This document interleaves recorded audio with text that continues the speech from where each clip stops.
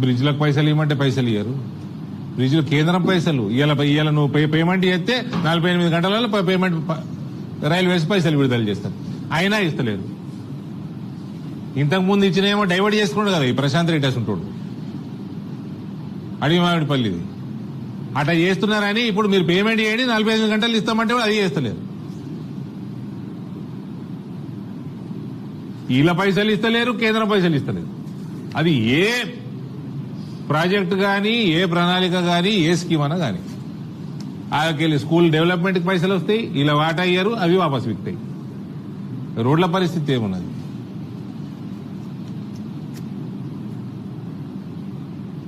ఏడికి పోయినా అన్న మా రోడ్లు వేపి అంటాడు. ఎంపీ ఫండ్ ఎంత ఉంటుందే?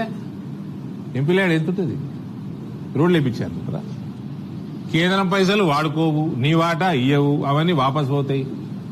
టైంకి ఎలక్షన్లు పెట్టవు, దాంట్లో రాజకీయం చేస్తావు, వాళ్ళు ఆపుతారు పైసలు. దేశమంతా ఒక విధానం మీద నడుస్తుంది. నీకోసం ప్రత్యేక పోలీస్ పటేల్ విధానం తేలేం కదా ఇడ.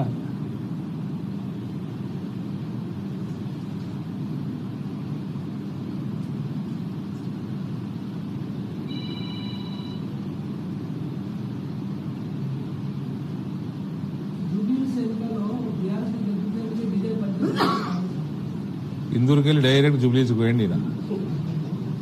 ఎందుకంటే మేము గ్రామస్తులము, గ్రామాలంటే ప్రేమ. జూబ్లీహిల్స్ అంటే సంపన్నుల ఏరియా అది.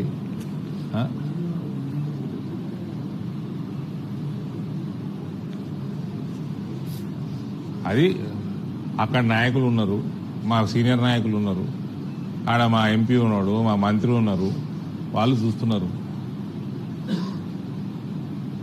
గోపీనాథ్ గారు ఎన్నడూ చనిపోయినరు? ఏ నెలలో చనిపోయినరు?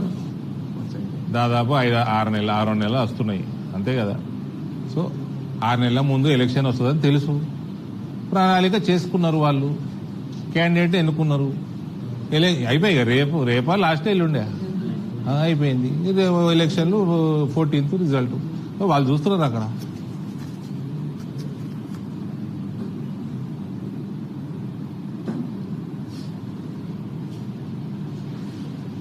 ఇందూరులో ఉండి జూబ్లీహిల్స్ మీద ఫోకస్ పోయింది ఒకటేసారి.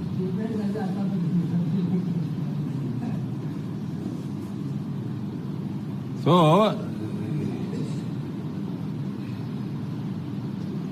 ఫోకస్ అగ్రికల్చర్ మీద లేదు, ఎడ్యుకేషన్ మీద లేదు, హెల్త్ మీద లేదు, బేసిక్ ఇన్ఫ్రాస్ట్రక్చర్ మీద లేదు, ఉద్దేశం లేదు, ఇంప్లిమెంటేషన్ లేదు, ఇంటెంట్ లేదు, ఇంప్లిమెంటేషన్ లేదు.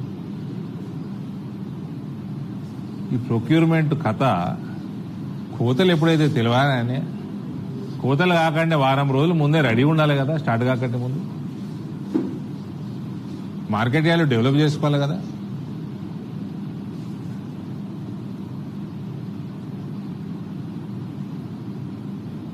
ఈ కాంగ్రెస్ వాడు మళ్ళా మీకు యాడ్ చేస్తా, కొన్ని సంవత్సరాల క్రితం నూతన వ్యవసాయ విధానాలను తీసుకొచ్చింది కేంద్రం.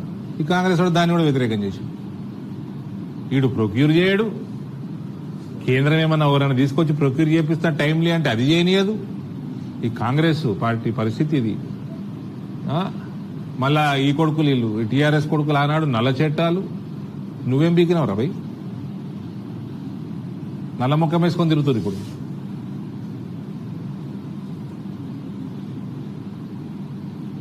ఏ ముఖం పెట్టుకుని ఎలక్షన్లలో వీళ్ళు ఓటాడుతారో వీళ్ళకి సిగ్గు శరమని ఉన్నదా? ఈ కలవకుంటు వాళ్ళకి తెలియదురా. జూబ్లీహిల్స్ లో డ్రగ్స్ తప్ప ఏం పెంచలే వీళ్ళు.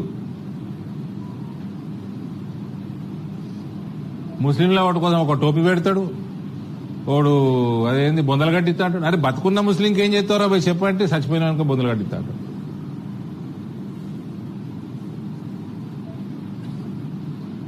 నువ్వు 10 ఏళ్ళు గవర్నమెంట్లు ఉన్నావు కదా, ఎందుకు వేయలేదురా భయ్? మరి ఇప్పుడు దాన్ని ఇష్యూ చేసుడు.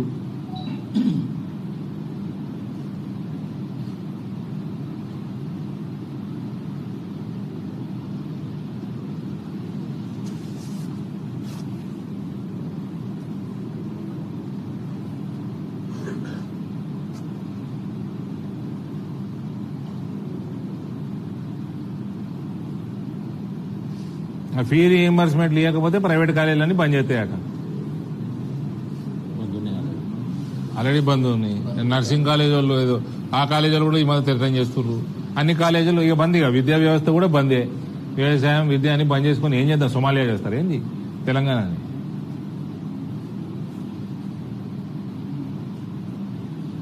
20 లక్షల మంది విద్యార్థుల భవిష్యత్తు